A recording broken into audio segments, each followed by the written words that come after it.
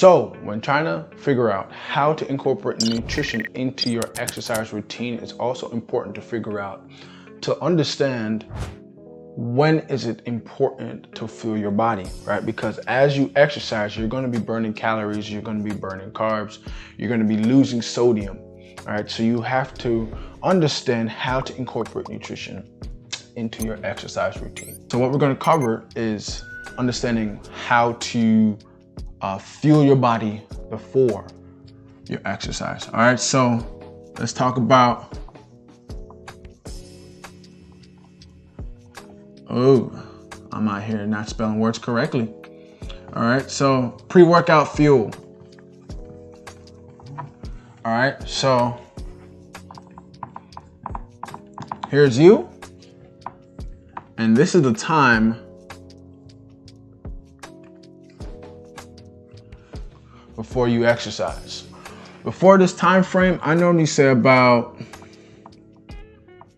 2 to 4 hours, all right? And let's indicate right here as, I'm actually just use a different marker, as the time before you warm up, all right?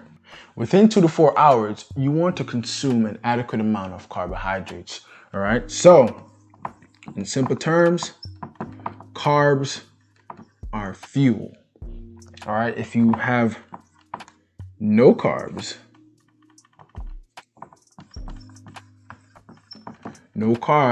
equals no fuel.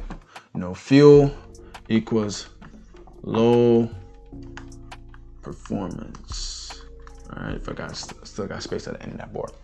All right, so if you have no fuel, if you have no carbs, you have no fuel. If you have no fuel, you're going to perform low.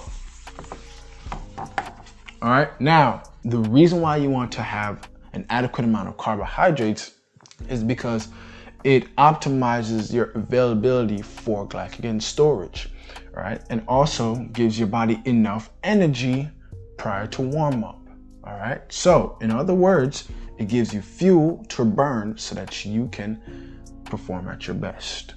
Now, what foods does it look like?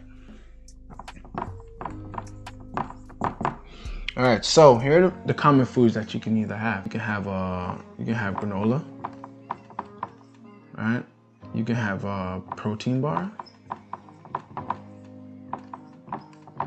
You can have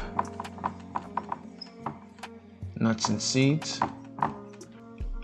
And how much? You want to have a handful. So you don't want to have too much, right? Because if you load up on fiber, right, it will risk your body of not having the proper gastric emptying. All right, and what that is that, in other words, stomach cramps, right? You'll feel gassy, you'll feel bloated, right? So you don't want to load up on too much carbs because you'll increase the amount of fiber. All right, so that's just on the carbohydrate side. Now let's talk about hydration. Hydration. All right, so for hydration, you want to have an adequate amount of H2O, right? An adequate amount, however amount is good enough for you. Too much H2O results in hyponatremia.